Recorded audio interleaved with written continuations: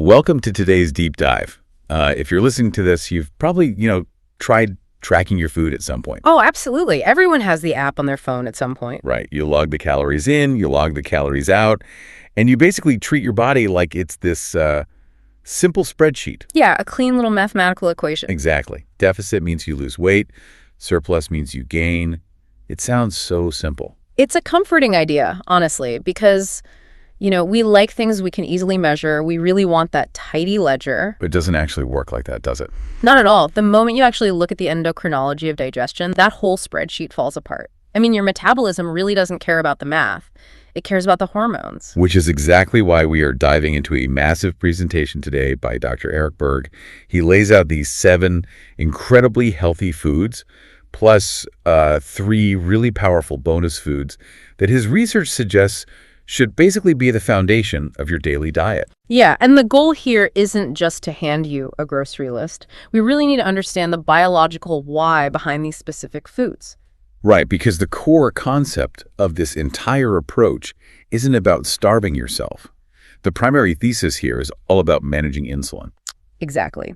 The underlying premise in the research is that roughly 80% of modern chronic disease is fundamentally rooted in insulin resistance. Wow, 80%. Yeah, it's a massive. So the ultimate diet really just consists of foods that avoid spiking your insulin levels. Okay, let's unpack this. I've heard insulin compared to like an overzealous bouncer at a nightclub. That's a great way to look at it. Like if you send the wrong crowd to the door, say a bunch of refined sugars, the bouncer panics, overreacts, and just shuts down the whole metabolic party. You're right. But I want to push back on that analogy a little bit. What is actually happening at a cellular level? Like, why does the bouncer shut the party down? Okay, let's expand on that bouncer analogy. So your cells are the nightclub, Right. and they need energy. Insulin is the bouncer whose job is to basically unlock the door and let the energy, which is glucose, inside. Okay. But when you constantly flood your bloodstream with, say, fast digesting carbs or even certain lean proteins, that bouncer gets totally overwhelmed. So the club gets too full. Exactly. The cells basically say, hey, we're too full, lock the doors. And that right there is insulin resistance. The bouncer's knocking, but the cell just refuses to open. So where does all that energy go? It gets kicked out to the alley, it gets converted into stored body fat, and systemic inflammation just flares up everywhere. Jeez.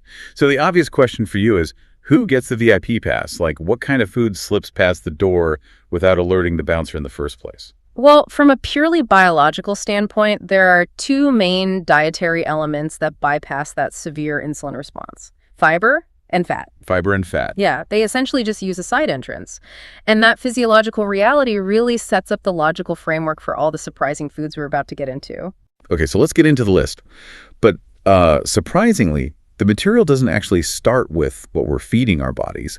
It starts with a microscopic ecosystem that processes the food. Right, we have to start in the gut. And the very first food recommended on this list is sauerkraut. There is a really vital distinction to make here, though. We are talking exclusively about raw, unpasteurized sauerkraut. Not the stuff in the middle aisles of the grocery store. Exactly. Those jars sitting on a warm supermarket shelf won't do anything for you. They've been heated up, and that pasteurization process completely annihilates the live microbes you're actually trying to consume. I'm really glad you clarified that. So we're looking for the raw stuff, usually in the refrigerated section. But why is it so powerful? Because, a lot of people just swallow a really expensive probiotic capsule every morning and call it a day. Yeah, but the sheer density of the microbes in raw sauerkraut just completely dwarfs almost any commercial capsule, or even yogurt or kefir. Oh yeah, but beyond just, populating your gut, the nutritional profile is staggering. First off, it's mostly fiber. It comes in at about 1.9 net carbohydrates per cup. So barely any carbs. Right. But the real standout metric here is the vitamin C. A single cup delivers over 700 milligrams. Wait, 700 milligrams in 1 cup of cabbage? Yeah. That's like roughly 10 times the recommended daily allowance. I know, it's wild. The fermentation process essentially supercharges the cabbage, and those microbes, they act like little manufacturing plants inside you. Manufacturing what exactly? Well, for example, they actively synthesize vitamin K2. Okay, I know vitamin K1 is in leafy greens and it helps with blood clotting, but what does K2 do? Think of vitamin K2 as like a traffic cop for calcium. Okay. In a modern diet, people consume a lot of calcium, but without K2, it tends to accumulate in all the wrong places. It calcifies your soft tissues, it stiffens your joints, and it creates plaque in your arteries. Oh, wow. So K2 stops that. Exactly. It actively removes calcium from your bloodstream and soft tissues and directs it straight into your bones and teeth where it actually belongs. That is fascinating. And the presentation also highlights something called vitamin U in sauerkraut. I'm going to be honest, I didn't even know vitamin U existed. Yeah, it's less of a traditional vitamin and more of a specific compound. The chemical name is sem-methylmethionine. It's a mouthful. It is, but it is an absolute powerhouse for gastrointestinal repair. If someone suffers from stomach or intestinal ulcers, vitamin U aggressively promotes the healing process. How does it actually heal an ulcer, though? Is it just like coating the stomach? No, it goes much deeper than a simple coating. It actually stimulates the cells lining your stomach and intestines to secrete more mucin. Mucin. Yeah, mucin is the primary building block of the mucus layer that protects your stomach wall from its own acid. So by eating this, you're essentially giving your body the chemical signal to rapidly rebuild its own armor. So you aren't just eating a side dish, you're basically deploying a repair crew. Yeah. And speaking of the gut ecosystem, this connects perfectly to the first of the 3 bonus foods mentioned in the deep dive. It's a very specific microbe called L. reuteri. Yes, L. reuteri, usually consumed as a cultured yogurt. Right, and the background on this is kind of crazy. Is a really fascinating case study in what we've basically lost to modern medicine and lifestyle. Historically, this microbe was passed from mother to child through breastfeeding. Right. But due to the widespread use of broad-spectrum antibiotics and, generational shifts in infant feeding, this specific strain is largely missing from the microbiomes of the general population today. So what happens when we finally reintroduce it? Because the material lists some pretty wild benefits, like helping with small intestinal bacterial overgrowth or SIBO. It also mentions increased muscle mass and better sleep. Yeah, sounds like a miracle drug. Right, but I need the how here. Like, how does a single yogurt microbe build muscle? It all comes down to systemic efficiency. With SIBO, bad bacteria migrate up into the small intestine where they really don't belong. They steal nutrients, they cause severe bloating. Okay. L. reuteri produces antimicrobial compounds that actively suppress those rogue bacteria, just crowding them out. Oh, I see. And once your digestion is efficient and the systemic inflammation goes down, your stress hormone just plummets. And lower cortisol means better sleep. Naturally, yes. Deeper, more restorative sleep. Oh. And when cortisol isn't constantly breaking down muscle tissue for emergency energy, your body can actually preserve and build muscle mass. Okay, that makes a lot of sense. But here is where it gets really interesting. I have to bring up the anecdote from the presentation because it completely threw me. The hugging one. Yes. The creator mentioned that after he started consuming this L. reuteri yogurt, his wife noticed he was suddenly trying to hug her, like 5 times a day. He just became completely uncharacteristically affectionate. I know, it sounds like a total joke, but the biological pathway for that is incredibly well documented. L. reuteri has a very unique relationship with the vagus nerve. That's the nerve that connects the gut directly to the brain, right? Correct. It's the 10th cranial nerve. It's essentially a massive data superhighway between your digestive tract and your brainstem. Okay. This specific microbe sends chemical signals straight up that nerve highway, which instructs your brain's hypothalamus to manufacture more oxytocin. Oh, the cuddle hormone. Exactly that. Oxytocin dramatically lowers stress and directly drives social bonding, empathy, and physical affection. I'm still really trying to wrap my head around the philosophical implications of that. Like, if a guy is suddenly a better, more affectionate husband, but it's really just because he ate some fermented dairy, Yeah. are we just walking meat suits being puppeted by our gut bacteria? Like, do we even have free will, or are we just following orders from our gut flora? It definitely blurs the line between human psychology and microbial biology, doesn't it? It's wild. Okay, so we've established a healthy, well-populated gut. Let's move to the body's delivery system, which is the cardiovascular network. Like a plumbing. Right. How do we ensure all these nutrients actually travel safely through the blood? This brings us to food number 2, arugula. Arugula is presented as the ultimate leafy green, largely because it solves the major problem with standard lettuce and spinach. Right, because spinach is incredibly high in oxalates. Yes. Oxalates are these tiny, jagged crystals that are naturally produced by some plants, and when they accumulate in the human body, they can cause severe joint pain, and they're actually the leading cause of kidney stones. And arugula doesn't have them. Arugula is exceptionally low in oxalates, which makes it a much safer daily option for your joints and kidneys. Plus, it's a cruciferous vegetable, so it has those natural anti-cancer properties. Exactly. But the deep dive really focuses on its nitric oxide content. Arugula supposedly boasts the highest amount of nitric oxide of any food on the planet. I know athletes take nitric oxide supplements for a pump, but what is it doing for just general health? What's fascinating here is that nitric oxide is a powerful vasodilator. Meaning it dilates the blood vessels. Precisely. Blood vessels are lined with a thin layer of smooth muscle. Nitric oxide signals those smooth muscle cells to relax. Okay. And when they relax, the blood vessel physically widens. This drops your blood pressure, it reduces inflammation, and improves circulation to every single organ. Wow. Incidentally, that exact mechanism of relaxing blood vessels is why it's also highly effective for treating erectile dysfunction. So arugula really opens up the highways. But the presentation insists you absolutely must pair it with the next food on the list, which is extra virgin olive oil.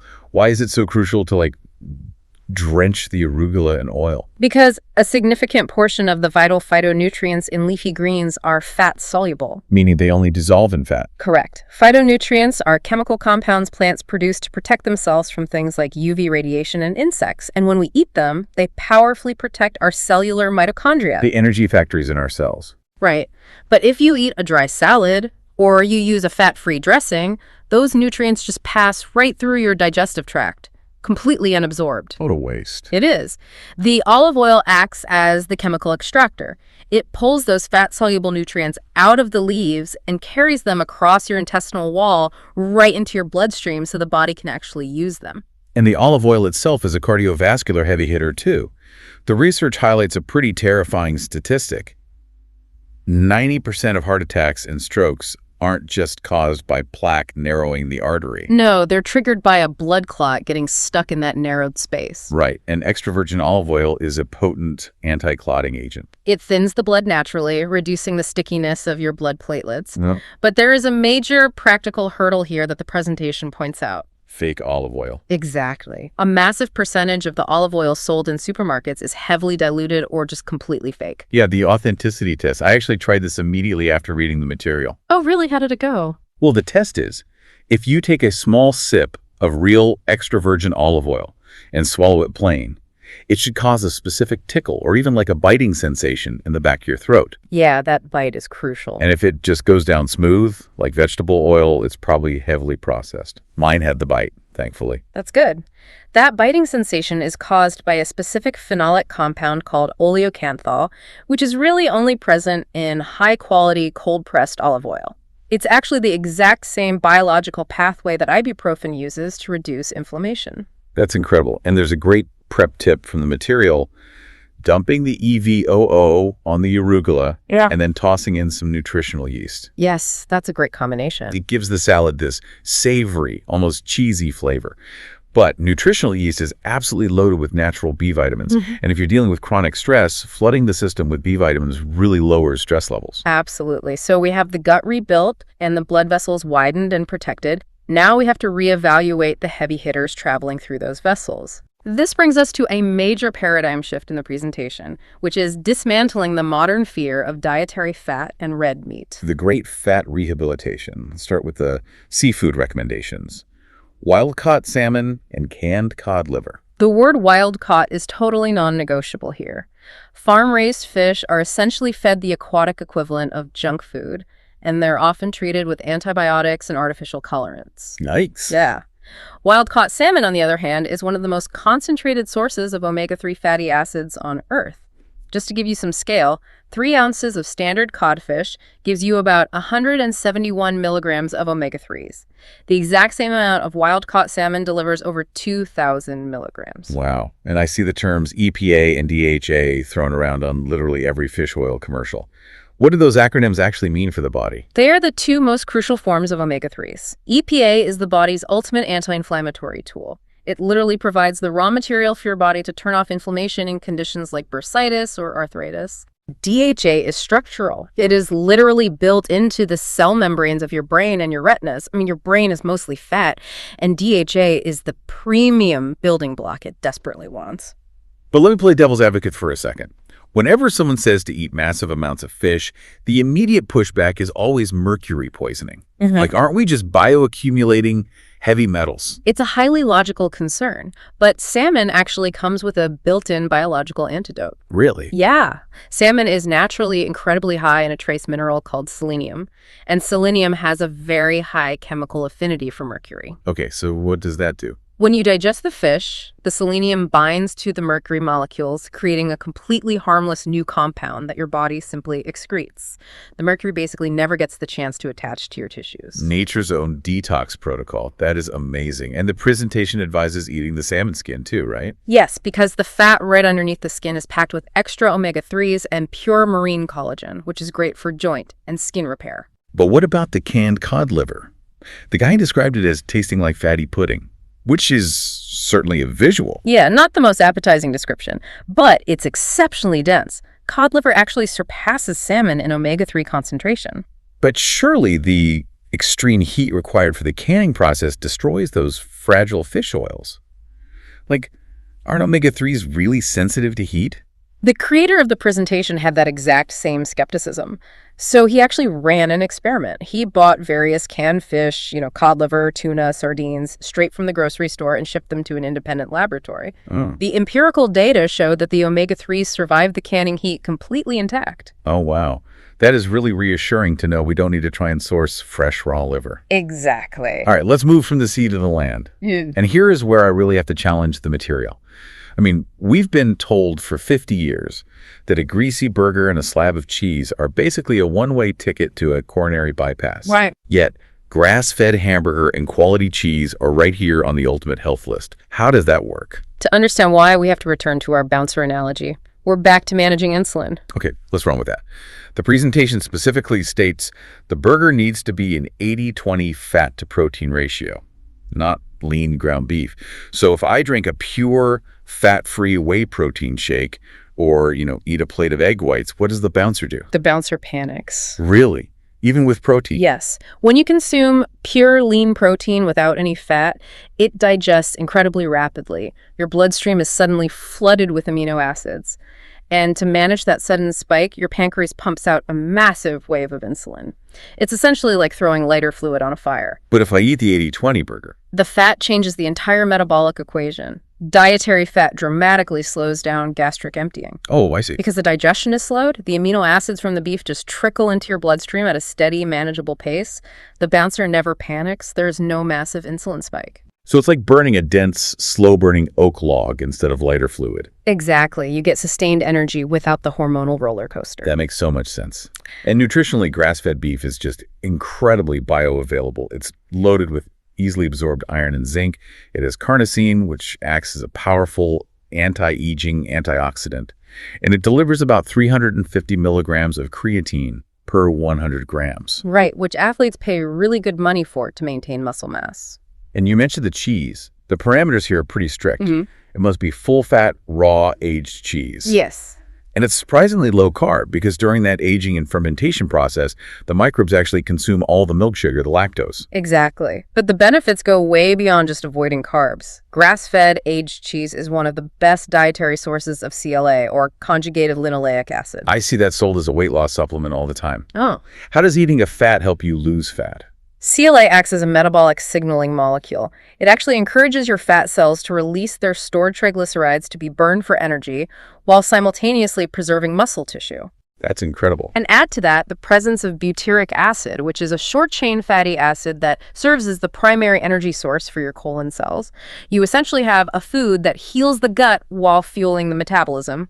Plus, it's packed with more of that vitamin K2 we discussed earlier to stop bodily calcification. I think the big picture question someone might ask here is, why do we need all these incredibly heavy, fat-rich foods? If we connect this to the bigger picture, it's really a structural necessity to counter our modern food environment. The standard diet today is just absolutely drowning in omega-6 fatty acids. Like from seed oils. Yes, predominantly from cheap, highly processed seed oils like soybean, corn, and canola oil. And these oils now account for roughly a third of all calories consumed. And omega-6s drive systemic inflammation, right? Vigorously. They literally make your cell membranes more rigid and prone to oxidation. And you just can't casually avoid them anymore. They're in everything. You have to actively outcompete them. Outcompete them with the fats we just talked about. Exactly.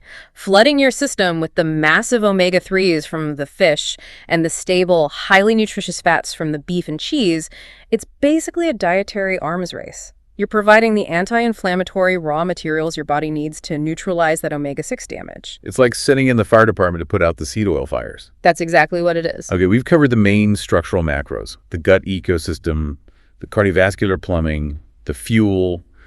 Let's look at the final two items. I like to think of these as the strategic microdoses. I like that term. Yeah, they're the bonus foods that act as metabolic master switches, and you really only need them in tiny amounts. First up, Brazil nuts. Brazil nuts are nature's ultimate delivery system for selenium. We touched on selenium when discussing the mercury in salmon, but its role in the body goes much, much further. And you only need, what, 1 or 2 a day? Literally just 1 or 2 Brazil nuts a day gives you your entire requirement. In fact, consistently eating a large handful every day can actually lead to selenium toxicity. Wow. So why is this microdose so critical? The material compared selenium to the pentagon of the human immune system. That is a brilliant way to conceptualize it. Your immune system has these highly specialized units called T helper cells. Okay. They're essentially the generals that identify a virus and direct the rest of the immune system on where to attack.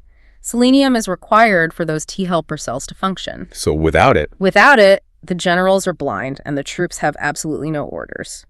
A profound selenium deficiency leaves the body highly vulnerable to severe viral immune failures and autoimmune diseases where the body starts attacking itself.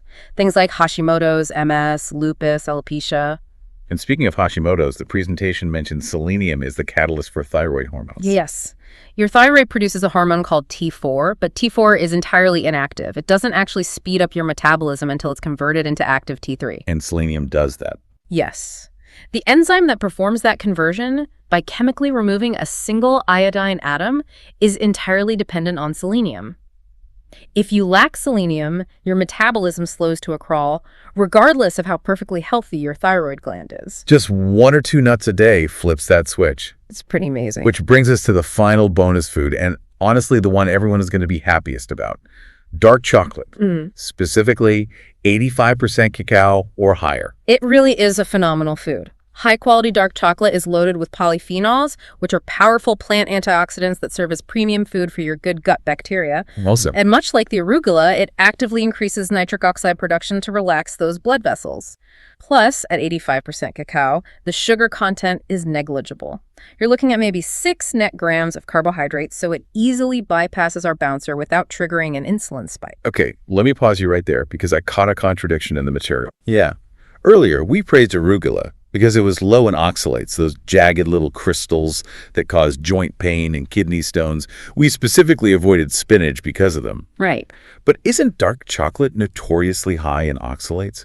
Aren't we just introducing the exact problem we tried to avoid? That is a fantastic catch, but nature is incredibly elegant here. Dark chocolate is indeed high in oxalates, but it naturally comes packaged with a massive dose of magnesium. What does some magnesium do? Magnesium has an incredibly high chemical affinity for oxalates.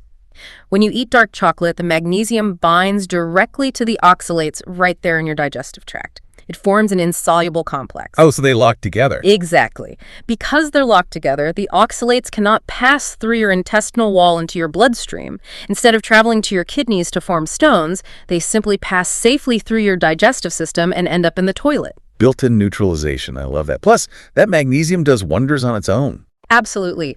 Magnesium is the body's primary relaxation mineral. It actively lowers cortisol, it eases muscle tension, and it really prepares the brain for deep, restorative sleep. Which leads to this amazing realization the presentation points out.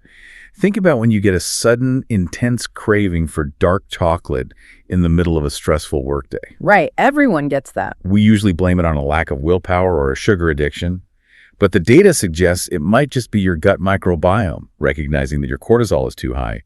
and hijacking your brain chemistry to demand a massive dose of magnesium. This raises an important and somewhat unsettling question about our modern food supply, though. How so? Well, why do we need to seek out a very specific exotic nut from Brazil just to get our baseline selenium? Why do we have to strategically source magnesium from 85% cacao? Right. Shouldn't we just be getting this from normal vegetables? Historically, yes, we did. But decades of industrial agriculture and the overuse of aggressive chemical fertilizers have essentially strip-mined the trace minerals from our soil. So the plants are just empty. The vegetables we grow today are shadows of what they were a century ago.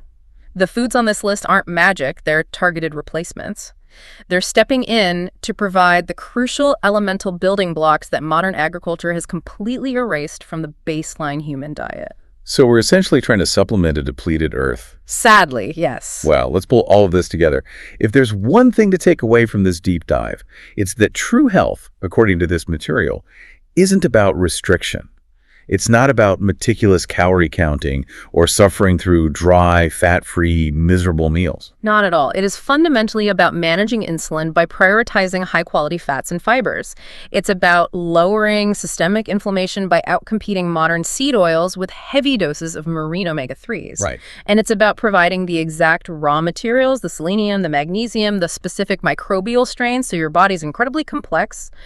Innate systems can just do the heavy lifting for your mood, your metabolism, and your digestion. The presentation actually ends with a challenge. Try eating exclusively from this list for just 7 days. The claim is that even at 60 years old, you can feel a literal 10x improvement in your biological health. You can feel 18 again. And even if you don't overhaul your entire life overnight, just implementing one change, like swapping out standard lettuce for arugula or ditching the whey protein powder for a slow-burning 80-20 burger, that is a massive step forward. You're learning to give your biology the correct signals rather than constantly fighting against its natural chemistry. Exactly. And, that brings me right back to the provocative question that has been bothering me since we talked about the yogurt. The free will thing. Yes. If our desire to hug our spouse is triggered by L-root or yogurt, and our cravings for a midday treat are just our gut microbes demanding magnesium to neutralize oxalates, how much of what we confidently call our personality and our free will is actually just the byproduct of a well-fed or poorly fed microbiome? It is a profoundly humbling thought. It really is. Something for you to chew on during your next meal. Until next time, keep diving deep.